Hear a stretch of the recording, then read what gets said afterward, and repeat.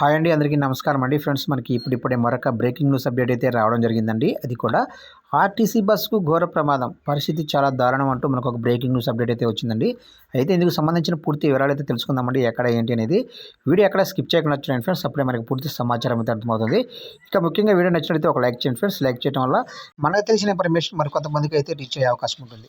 ఇక లేట్ చేయకుండా వివరాలకు తెలుపుదాం. ఇక్కడైతే చూడండి ఫ్రెండ్స్. నెల్లూరు జిల్లా గుడ్లూరు మండలం మోచర్ల వద్ద ఘోర రోడ్డు ప్రమాదం చోటు చేసుకుంది. తెలంగాణకు చెందిన ఆర్టీసీ బస్సు ఓ లారీ వెనుక నుంచి ఢీకొట్టడంతో ఇద్దరు మృతి చెందారు. అయితే పలువురు తీవ్రంగా గాయపడ్డారు. బస్సు ముందు భాగం నుజ్జు కాగా డ్రైవర్ వినోద్ స్పాట్లోనే ప్రాణాలు కోల్పోయాడు. బస్సులో ప్రయాణిస్తున్న మరో 7గురు ప్రయాణికులు తీవ్రంగా గాయపడ్డారు.